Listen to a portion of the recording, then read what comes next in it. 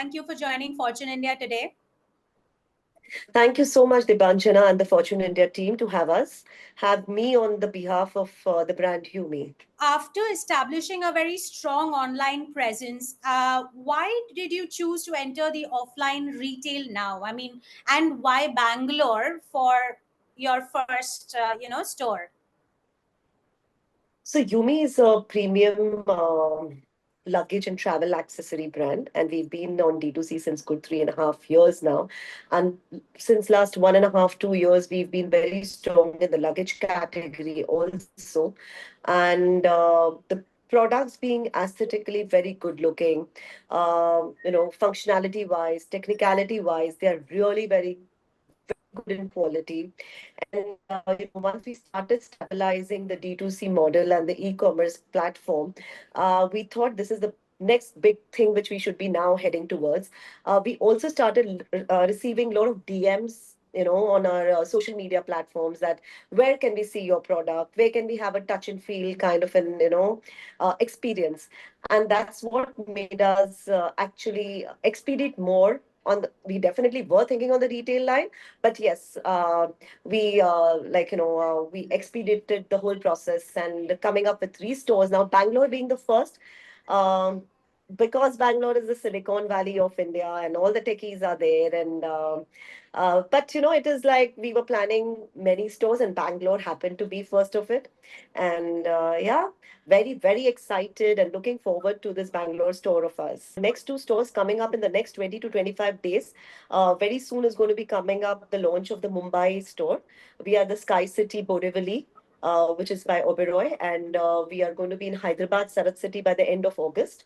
So yeah, these 2 stores are planned in the month of August, and we plan to have 4 to 6 in the next 6 to 8 months.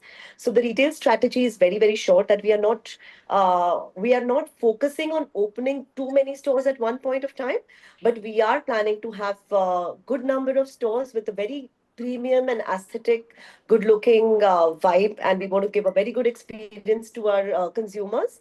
And yeah, I mean, we look forward very strongly for the retail strategy and for the retail expansion, to get into the mindset of people that yes, Yumi is Yumi is not just placed in the rat race, but we are a very premium and a good looking brand with too much of functionality and aesthetic value. So we plan to officially launch the Bangalore retail store, Yumi retail store, on the 26th of July at the Mall of Asia, Bangalore. And we have planned a week-long, marketing activities in the city of Bangalore. How will the in-store experience differ from the digital one? And which design or product touchpoints are you most excited for people to experience physically? How is the store going to be different, or how is the experience going to be different? I will just mention few points. We are not cluttering the store completely with a lot of products. We are not going to be laying down our products on the floor. We have, the monogram, the Yumi monogram running on the walls of the store. We have different kind of tilings, which are going to give different effects, which is going to be like the consumer can come and try the wheels on different terrains, right? That's what the wheels of the luggage are supposed to be done. And these are small kind of detailings and small kind of experiences which we are trying to give our consumer through these stores of us, which are the products which are going to be the USPs. Of course, each baby is very important, and each of our product is designed by us, developed by us. So definitely, every product has its own importance and its own USP.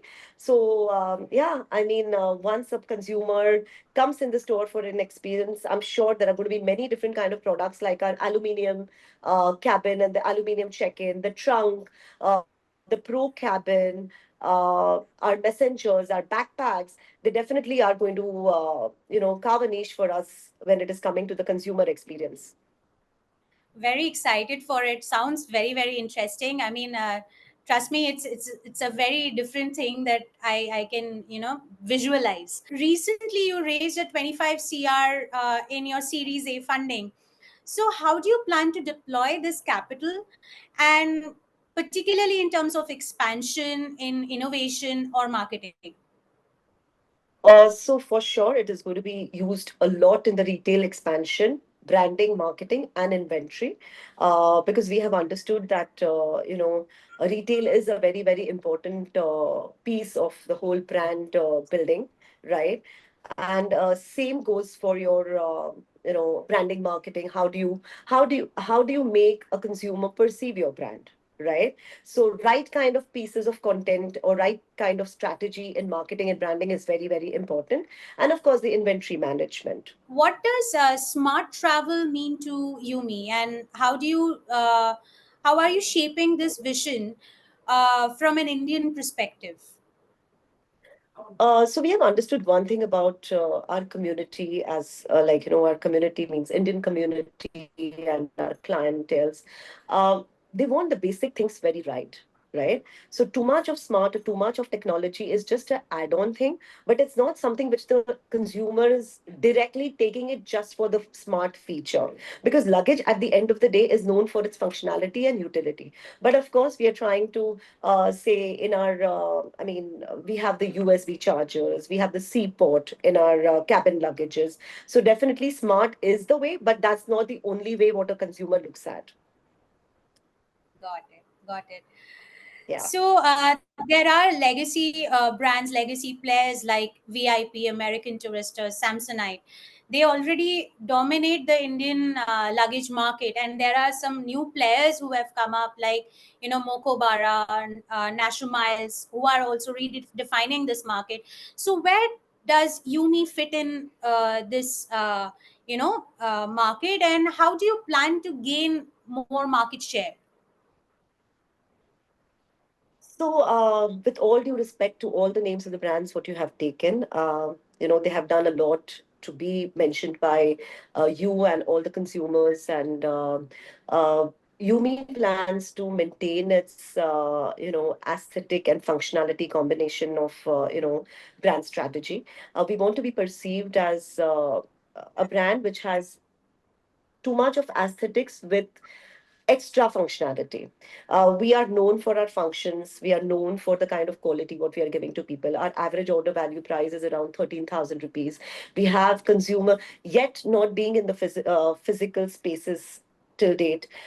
We are, like most of the bigger names and many premium clients do come on our website and have buy products for 30,000, 40,000, 50,000, just based on the kind of brand value what we are trying to build in, the kind of products what we have.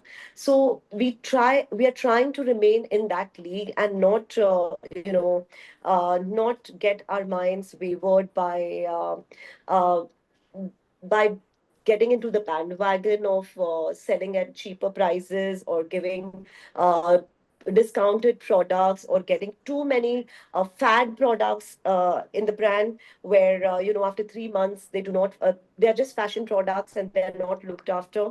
We are looking at building up a legacy brand, a very classy and a premium brand, more on the international lines. And because today's consumer is very well exposed to the international markets also. Say for example, we are coming up with monograms, we are coming up with patterns.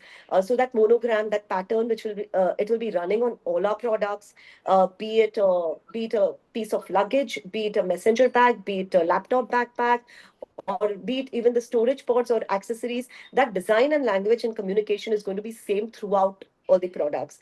So it's about maintaining that dignity of brand communication and also the consumer's perception of the brand.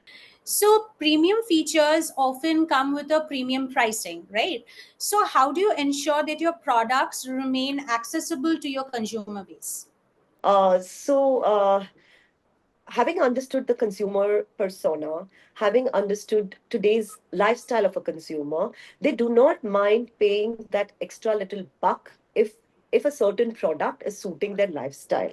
Right? That doesn't mean that you become expensive or non-affordable, but at the same time, there is a little difference in the pricing, where you can get a better product, where you can get great looking aesthetics with great functionality. And this is what we are trying to do with our products and our features. So I'm not saying that we are expensive, but maybe we are a little little more than the existing brands which are there, the Indian brands, but at the same time giving them features, giving them the aesthetics which are on international standards and maybe a little better than the existing brands, if not the best. But yeah, this is how we are trying to be. This is how we're trying to be affordable to suit the lifestyle of today's today's buyer and today's consumer. So our hard case is the luggage. Basically, the range starts from a 5,000 to a 30,000. The backpacks range from a 3,499 to 8,000. Then there are different kind of accessories and messengers, which I think are very nicely priced. So we are trying to cater to a consumer which is like even a millennial or a Gen Z or an alpha, even the premium adult crowd, which aspires to have the best of the products. In fact, for them, our features are very much closer to to the best selling products internationally. And when they see our product and they find it really very nicely and reasonably priced, so we're trying to cater to all different kind of genres of people. What percentage of your sales currently comes from online platforms, and do you expect this to change with the launch of your physical store? So, from a D2C, today's business is more from D2C, and it's almost 65% of our total sales.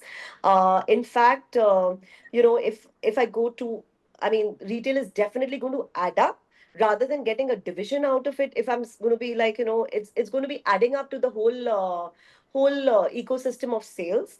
And only I think post my couple of stores opening and getting settled in couple of months, I'll be able to answer that question in a much better way. But yes, I think it's going to be hand in hand, and it's going to add to each other for sure.